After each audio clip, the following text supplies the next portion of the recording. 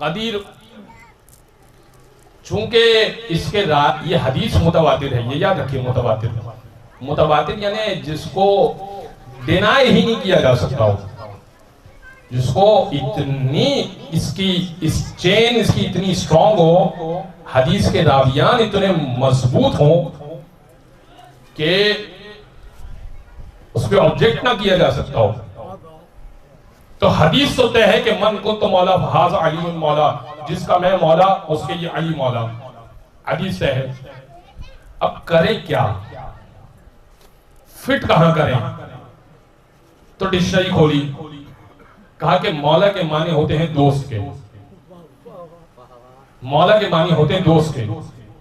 لہذا رسول نے یہ کہا کہ جس کا میں دوست اس کا یہ علی دوست. ایمان سے بتائیے آپ رسول اللہ کو دوست سمجھتے تھے؟ بھائی آپ رسول اللہ کو دوست مانتے ہیں یا آقا اور سردار مانتے ہیں؟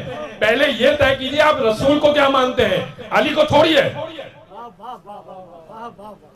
علی کو چھوڑیے، آپ یہ طے کیجئے کہ رسول سے آپ کی نسبت کیا ہے. کیونکہ رسول نے کہا من کنت مولا، پہلے اس مولا کا تو ترجمہ کیجئے نا، وہ والے مولا کو ہم دیکھ لیں گے. من کنت مولا، جس کا میں مولا. اب اگر آپ یہ کہیں میرا جس کا میں دوست، تو کیا محمد مصطفیٰ آپ کے دوست ہیں؟ نہیں، پھنس جائیں گے آپ کو کہنا پڑے گا جس کا میں آقا، تو آپ پہلے مولا میں تو آقا، دوسرے مولا میں دوست. مولا کا لفظ تکرار ہوا نا بھائی، من کنت مولا فہذا علی مولا، مولا کا لفظ تکرار ہوا. تو جس کا میں آقا اس کا یہ علی آقا. تو اب کسی اور کو آقا نہ بنائیے گا، یا پھر رسول کو آقا ماننا چھوڑ دیجئے. اچھا آپ رسول نے ایسے اعلان نہیں کیا، بڑا ذلیل کر کے اعلان کیا یہ، خدا کی قسم. رسول نے پہلے پہنچ گئے تھے نا لوگ، رسول نے کہا کہ ممبر بناؤ.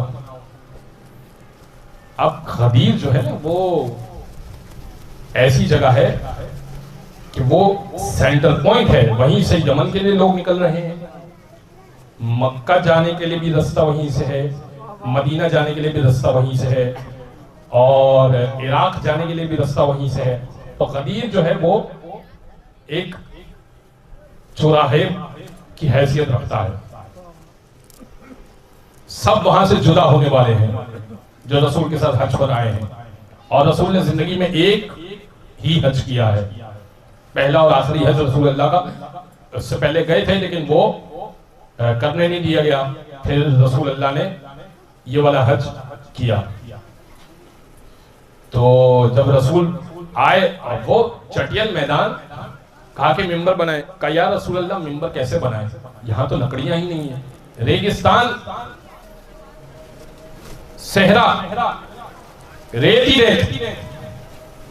کہا یا رسول اللہ ممبر کیسے بنائے، یہاں تو کوئی لکڑی نہیں ہے. رسول نے بہت اصرار کیا کہ تم کوشش تو کرو، کوئی چیز ذہن میں آئے تمہارے. ان کے ذہن میں کچھ بھی نہ آیا، اصحاب کے ذہن میں کچھ بھی نہ آیا. کہ یا رسول اللہ یہاں ممبر نہیں بن سکتا. اب ممبر بھی ایسا چاہیے کہ 1.25 لاکھ، دیکھیں ابھی یہاں پر جو مجمع ہے وہ لاکھوں میں نہیں ہے بلکہ ہزاروں میں بھی نہیں ہے، چند 100 ہے. 1.25 لاکھ سے خطاب کرنا ہے تو کم از کم اتنا بلند تو ہو نا کہ رسول کا چہرہ نظر آئے، ہے نا. تو ممبر بہت بلند بنانا ہے، اور اتنا بھی نہیں ہے لکڑی کا کی میسر مہیا اتنی بھی نہیں ہے کہ کچھ بلند ہو سکے. سب جب عاجز آ گئے تو کہنے لگے یا رسول اللہ ممبر نہیں بن سکتا. رسول نے کہا کہ اچھا اب میں بتاتا ہوں، یہ جو اونٹوں کے اوپر تم نے پالان رکھا ہے، آپ یوں سمجھیے کہ وہ جو سیٹ رکھی ہے تم نے اونٹ کے اوپر، بڑا جس کے اوپر سامان بھی لادا جا سکے اور جس کے اوپر بیٹھا بھی جا سکے اور محمل اور بنایا جا سکے، ہماری پوری بنائی جا سکے، تو بڑی سی وہ گدی ہوا کرتی ہے. کہ یہ سارے پالان اتارو اور پالانوں کو اس طرح سے ایڈجسٹ کرو، ایک کے اوپر دوسرا، دوسرے کے اوپر تیسرا، تیسرے کے اوپر چوتھا، کہ ایک مینار کی صورت اختیار کر جائے. یہی ممبر ہے بس. کا یہی ممبر ہے. اب میں نقطہ دے دوں آپ کی خدمت میں، انشاءاللہ سب پہنچیں گے اس بات پر. جو چند ماہ پہلے تک ممبر نہیں بنا سکتے تھے وہ صاحب ممبر کیسے بنا سکیں گے؟ اچھا اس میں ایک اور بات بھی ہے. دیکھیں روزانہ ممبر پہ مجلس ہو رہی ہے نا، ایک مجلس ایسی ہو کہ یہ ممبر ہٹا لیا جائے اور یہاں پر فریج لا کے رکھ دیا جائے اور بانی مجلس کہے کہ قبلہ آپ اسی کے اوپر بلند ہو کر مجلس پڑھیے. تو خدا کی قسم کوئی مجلس یاد رہے نہ رہے، یہ مجلس یاد رہے گی، کیونکہ ممبر بڑا عجیب ہے. تو سب کو یہ لکڑی والا ممبر تھا وہ یاد رہتا تھا. رسول نے ایک ممبر عجیب بنوایا. سب کہیں گے کہ کوئی ایسا دن تھا کہ جس دن پالانوں کا ممبر بنوایا تھا اور کوئی بات کی تھی انوکھی رسول اللہ نے، تو اب وہ بات بھی یاد رہے گی، وہ ممبر بھی یاد رہے گا. صبح کے ساتھ دل بولا علی مولا، علی مولا، صبح کے ساتھ دل بولا علی مولا، علی مولا، زمین بولی فلک بولا علی مولا، زمین بولی فلک بولا علی مولا. اچھا ممبر بنایا بھی، ولایت کا اعلان کرنے کے بعد توڑوا بھی دیا، وہیں ختم کروا دیا، تاکہ رسول یہ بتا سکے کہ ممبر بھی میں بنانا سکھاتا ہوں، صاحب ممبر بھی میری پاس سے آئے گا، تمہیں کچھ بھی نہیں آتا. اچھا پھر جب اعلان ولایت ہو گیا نا تو 3 دن تک بیعت ہوئی.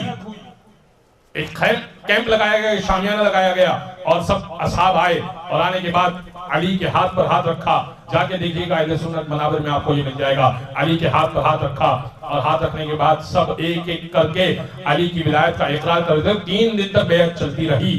تو اب یہ 3 دن تک رسول نے جو روکے رکھا نا، اب سب 3 دن لیٹ پہنچے مدینہ. تو خواتین نے پوچھا کہ بھئی خیریت ہے؟ تمہاری آنے کی ڈیٹ تو یہ تھی، ارائیول تو یہ اس تاریخ تک تھا ایکسپیکٹڈ، 3 دن تاخیر سے اب مجبوراً بتانا پڑا کہ ہاں وہ رسول اللہ نے روک لیا تھا. کیوں روکا تھا؟ تو اب عورتوں تک ولایت علی پہنچائی رسول نے. اچھا وہ ایک بڑے صاحب وہ آئے جب جیسے خیمے میں، تو انہوں نے کہا بخن بخن، مبارک ہو اصبحت مولایا کل مؤمن و مؤمنۃ. آپ میرے بھی مولا بن گئے اور ہر مومن کے مولا بن گئے، ہر مومنہ کے مولا بن گئے. میں کہوں گا مولا کا مطلب کچھ اور ہو یا نہ ہو، بخن کا ترجمہ تو ایک ہی ہے نا. بخن کا ترجمہ تو آپ کو سمجھ میں آتا ہے نا. تو اب یہ مبارکباد کس چیز کی دے رہے تھے؟ دوست بننے کی مبارکباد دے رہے تھے. تو کیا پہلے دشمنی چل رہی تھی؟ کیا پہلے علی اور رسول میں دشمنی چل رہی تھی جو آج وہ کہہ رہے تھے کہ آپ کو مبارک دوستی ہو گئی؟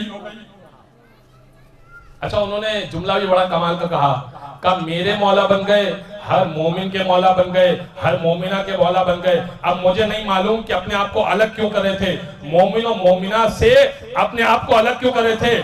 یا اعتقادی مسئلہ تھا یا جنسی مسئلہ تھا؟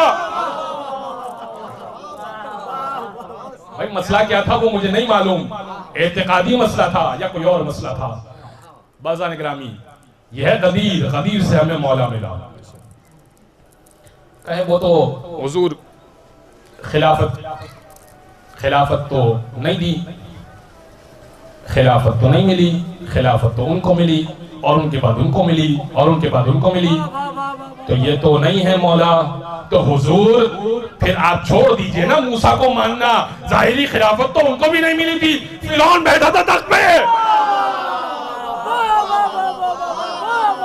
تخت معیار نہیں ہے، جس کے بارے میں رسول نے کہہ دیا ہو وہ معیار ہوا کرتا ہے.